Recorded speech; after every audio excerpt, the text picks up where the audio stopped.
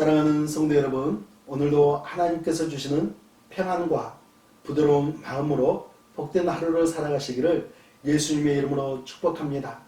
오늘 주신 하나님의 말씀은 예레미야 36장 20절 말씀부터 32절 말씀입니다. 오늘 말씀의 제목은 말씀을 멸시하면 멸시받는 인생이 됩니다 이죠. 하나님은 교만을 싫어하십니다. 교만한 사람의 눈높이는 끝이 없기 때문입니다. 심지어 하나님의 말씀까지도 내려다보는 눈, 그 눈이 교만의 눈, 멸시의 눈이라고 우리에게 말씀하고 있습니다. 바룩이 낭독한 예언을 듣고 두려워한 고관들이 이제 여호야김 왕을 찾아가서 그 모든 소식을 전하게 됩니다. 그러자 왕이 여우디에게 그 두루마리를 가져와서 내 앞에서 낭독하라고 이야기하죠. 그런데 웬일인지 왕과 신하들은 그 징계의 말씀을 듣고도 두려워하거나 회개하지를 않습니다. 23절 말씀을 보겠습니다. 여우디가 서너 쪽을 낭독하면 왕이 칼로 그것을 연하여 베어 화롯불에 던져서 두루마리를 모두 태웠더라. 여기서 칼은 작은 면도칼을 이야기합니다.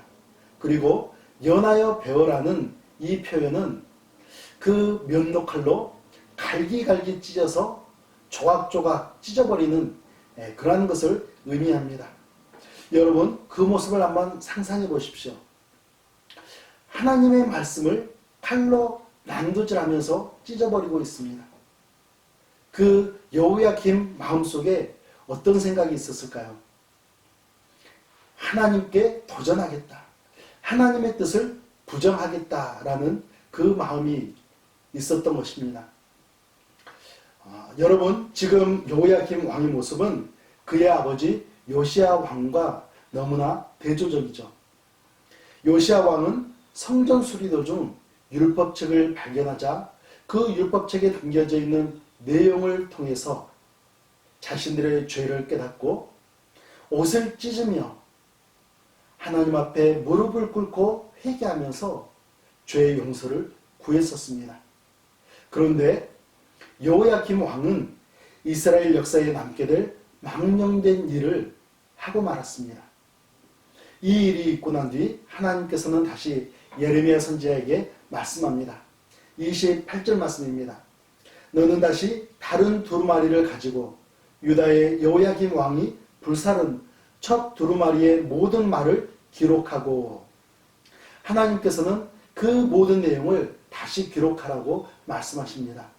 그 내용의 기록이 무엇이었습니까?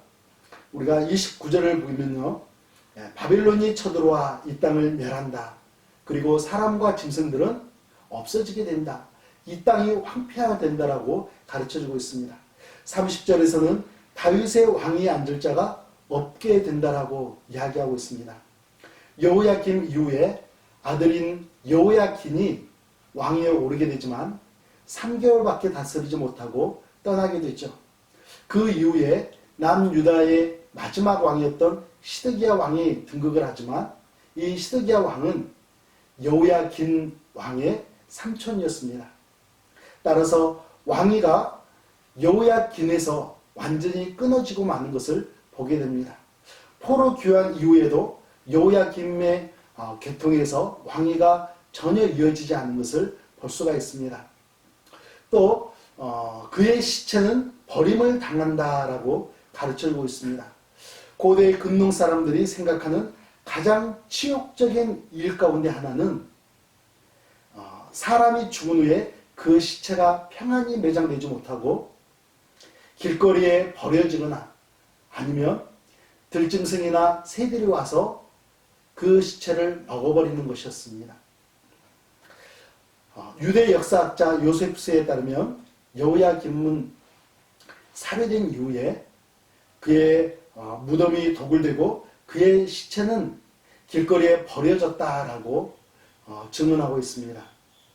여호야김 왕은 오늘 말씀의 제목처럼 하나님의 말씀을 멸시하다가 살아생전에도 심지어 죽음 이후에도 멸시당하는 그의 몸이 되었다라고, 그의 인생이 되었다라고 우리에게 가르쳐주고 있습니다.